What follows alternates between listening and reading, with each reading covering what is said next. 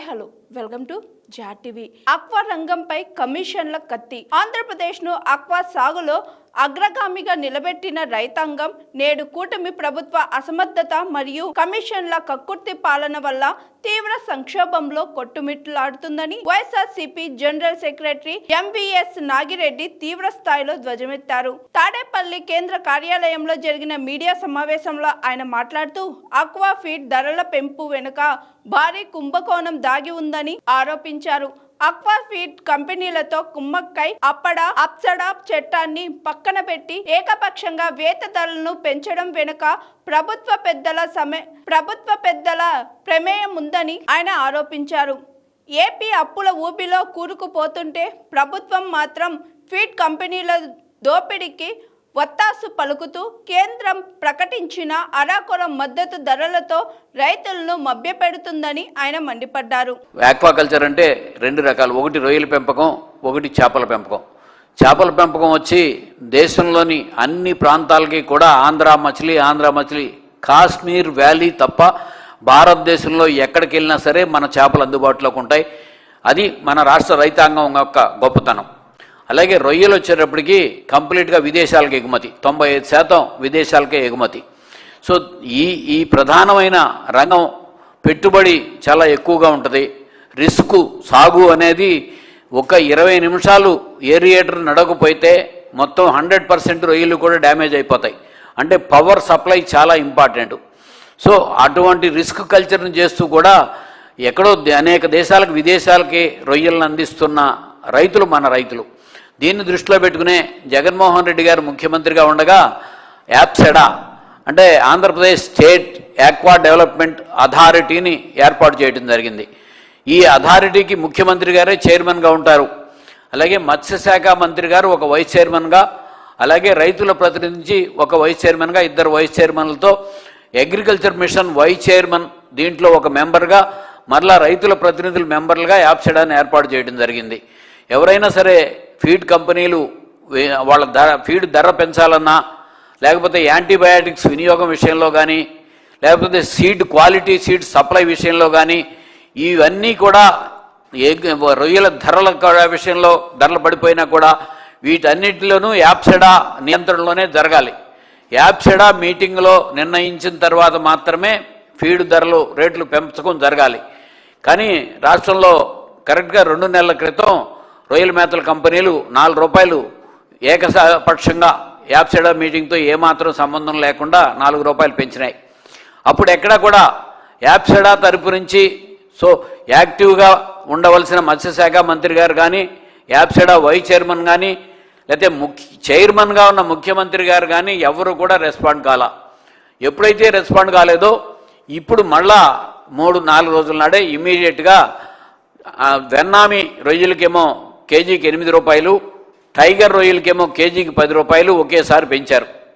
ఒకేసారి పెంచిన వెంటనే వ్యవసాయ శాఖ మంత్రి గారు, మత్స్యశాఖకు కూడా ఆయనే మంత్రి గారు, ఇప్పుడు యాప్సెడాకి కూడా ఆయనే. కాబట్టి ఆయన ఇమీడియట్గా మేము రెస్పాండ్ అవుతున్నాము, మత్స్యశాఖ కమిషనర్ నోటీస్ ఇస్తున్నారు, యాప్సెడాతో సంబంధం లేకుండా ప్రైవేట్ కంపెనీలు ఎలా ధరలు పెంచుతాయి.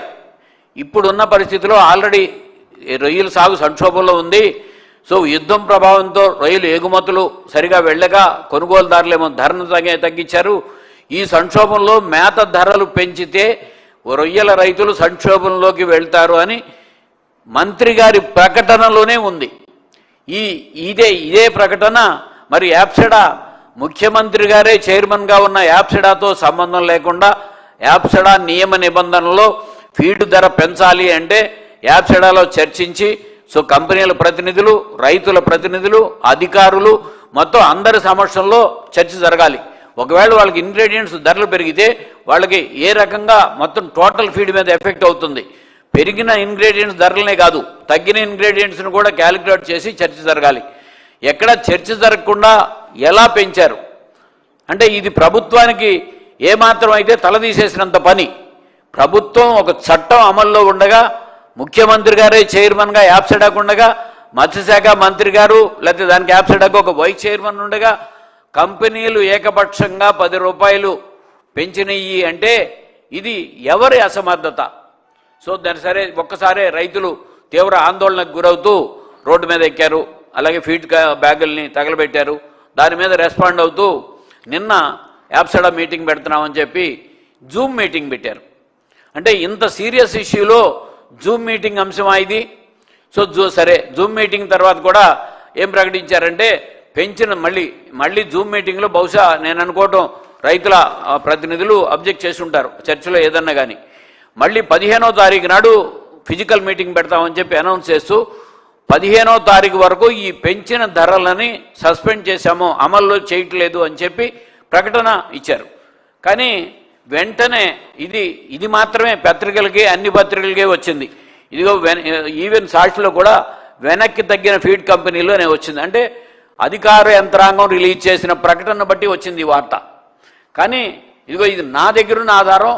ఇమీడియట్గా ఇది వెంటనే ఆ మీటింగ్ జరిగిన వెంటనే ఫీడ్ కంపెనీలు differing of proposed SIM feed price revision till stake holders meeting schedule on 15/5/2026 అంటే మేము ఈ పెంచిన ధరలని నిలుపుదల చేయడాన్ని మేము డిఫర్ అవుతున్నాము అని చెప్పి ఇమీడియట్గా స్పెషల్ చీఫ్ సెక్రటరీకి గవర్నమెంట్కి లెటర్ పెట్టారు. అంటే ఏమిటిది? రైతాంగాన్ని మభ్యపెడుతున్నారా? లేకపోతే ఇంత సంక్షోభంలో ఇంత తీవ్ర గందరగోళంలో రైతాంగం మొత్తం కూడా ఆందోళన చెందుతున్న సమయంలో ఇది మొత్తం రైతులు మొత్తం కూడా ఇది ప్రభుత్వానికి తెలిసే జరిగింది అని చెప్పి విమర్శ చేస్తున్న టైంలో అంటే మీకు యాప్సడాకి తెలియకుండా కంపెనీలు పెంచినాయి అనే మాటను ఎవరు కూడా రైతులు యాక్సెప్ట్ చేయలేకపోతున్నారు. మీరు చెప్పినప్పటికీ కూడా మళ్ళీ నిన్న మీరు చాలా మీటింగ్లో సీరియస్ మాట్లాడారు, మంత్రి గారు చెప్పారు. సో ప్రకటన రిలీజ్ అయింది. కానీ మేము దాన్ని డిఫర్ అవుతున్నాం, మేము ఒప్పుకోవట్లేదని మళ్ళీ కంపెనీలు ఇమీడియట్గా లెటర్ ఇచ్చినాయి. మరి రేపు మళ్ళీ 15th అంటే మళ్ళీ మీటింగు, రేపు మీటింగు. సో రేపైనా ప్రభుత్వం మాత్రం కూడా ఈ చెప్పిన విషయంలో చిత్తశుద్ధిగా ఉంటే ఇమీడియట్గా ఇప్పుడు పెంచిన ధరలు యాప్సెడాతో సంబంధం లేకుండా పెంచిన ధరల్ని అమలు జరగకుండా నిలుపుదల చెయ్యాలి. ఇప్పటికే పవర్ షార్టేజీ నడుస్తోంది. మంత్రి గారు ఈ మధ్యకాలంలో రోజుకు 2 గంటలు పవర్ షార్టేజ్ ఉన్నమాట నిజమేనని ఒప్పుకున్నారు. నేను ఇందాక చెప్పాను, పవర్ షార్టేజీ 2 గంటలు కాదు, అరగంట షార్టేజ్ ఉన్నా ఇమీడియట్గా జనరేటర్ వేసి ఏరియేటర్లు నడవాలి. అంటే ఎక్స్పెండిచర్ పెరిగిపోతుంది. రొయ్యల పెంపకంలో ప్రధానమైన పెట్టుబడి 2 మార్గాలు. ఒకటి డీజిల్ ఆయిల్ కానీ విద్యుత్ కానీ బిల్లు, 2 ఫీడు. ఈ 2 ఇన్పుట్స్ మూలంగానే ఖర్చు పెరిగిపోతుంది. ఇక్కడ విద్యుత్ షార్టేజ్ మూలంగా డీజిల్ ఆయిల్ జనరేటర్లు నడుపుకోవడం మూలంగా ఖర్చు పెరుగుతుంది.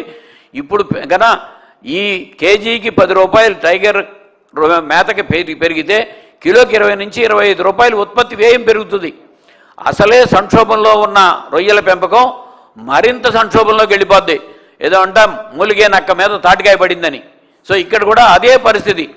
దీని మీద ఏమాత్రం సిన్సియర్గా అసలు జూమ్ మీటింగ్ అనే పదమే అది చాలా అనాలోచిత చర్య. జూమ్ మీటింగ్ అనేది ఇంత సంక్షోభంలో ఇంత రైతాంగం తీవ్ర గందరగోళంలో ఉండగా నెల్లూరు దగ్గర నుంచి విజయనగరం శ్రీకాకుళం దాకా కోస్తా తీర ప్రాంతం అంతా కూడా రొయ్యల పెంపకం సాగుండగా భారతదేశంలోనే యాక్వాకల్చర్లో ఆంధ్రప్రదేశ్ ప్రథమ స్థానంలో ఉందని మీరు కూడా చెప్తూ ఉంటారు.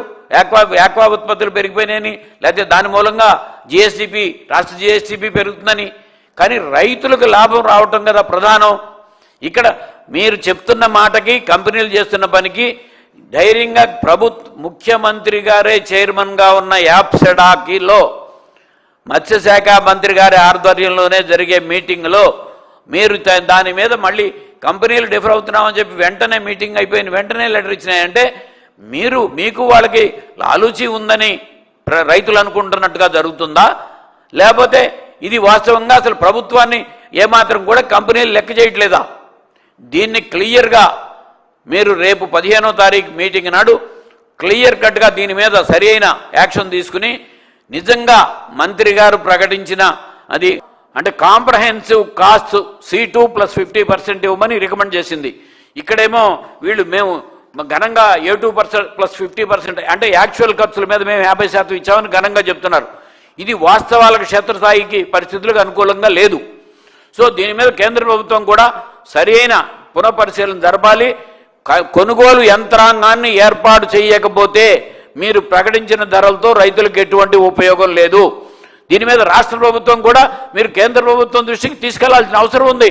సో వ్యవసాయం మొత్తం కూడా వ్యవసాయం రాష్ట్ర ప్రభుత్వాన్ని అధీనంలో ఉన్నప్పటికీ కూడా ఇవాళ మద్దతు ధరల నిర్ణయాలు కానీ, డీజిల్ ఆయిల్ ధరల నిర్ణయాలు కానీ, రుణాలు కానీ, వడ్డీలు కానీ ఇవన్నీ కేంద్ర ప్రభుత్వం చేతిలో ఉన్నాయి. ఇక్కడ కేంద్ర ప్రభుత్వం మీద కూడా ఒత్తిడి తీసుకొచ్చే పరిస్థితి లేకుండా ఉన్నారు. కేంద్రంలో రాష్ట్రంలో ఉంది వేరు ప్రభుత్వాలు కాదు. కేంద్రంలో రాష్ట్రంలో కూడా ఉన్నది కూటమి ప్రభుత్వమే. ఇక్కడ మాట్లాడితే మేము డబుల్ ఇంజిన్ సర్కార్ అని మాట్లాడతారు కదా. మరి ఈ డబుల్ ఇంజిన్ సర్కార్ రైతాంగానికి చేయటంలో కేంద్రంలోకి వెళ్ళి తీసుకున్నట్లు ఇక్కడి నుంచి ఒక లెటర్ రాసి మొక్కజొన్నకు లెటర్ రాసి వదిలేసాం. అట్లాగే నిన్న సోయా ఇంపోర్ట్స్ మీద ఒక లెటర్ రాసి వదిలేసాం. లేకపోతే ఎట్లా దేని మీద ఇది వాస్తవాలకు దూరంగా రైతాంగానికి ఉపయోగపడే రీతిలో లేకుండా క్షేత్రస్థాయిలో పరిస్థితులు చాలా తీవ్ర సంక్షోభంలో ఉంది. రాష్ట్రంలోని అన్ని జిల్లాల్లోనూ అన్ని పంటల రైతాంగం కూడా తీవ్ర సంక్షోభంలో ఉన్నారు. దీనిపైన రాష్ట్ర ప్రభుత్వం సరిగ్గా దృష్టి పెట్టి సో ఊరికనే పేపర్లో ప్రకటనలు రైతు కన్నీరు తుడిచినట్టుగా ఊరినే మభ్యపెట్టేటట్లుగా కాకుండా వీటన్నిటిలోనూ కూడా కేంద్ర ప్రభుత్వం మీద మీరే అక్కడ కూడా ఉంది. ఇది గుర్తుపెట్టుకుని రైతాంగానికి ఉపయోగపడే చర్యలు తీసుకోవాలని చెప్పి ప్రభుత్వాన్ని నేను డిమాండ్ చేస్తున్నాను. Hi, this is Swathi. Like చేయండి, షేర్ చేయండి, కమెంట్ చేయండి అండ్ సబ్స్క్రైబ్ చేయండి GR TV.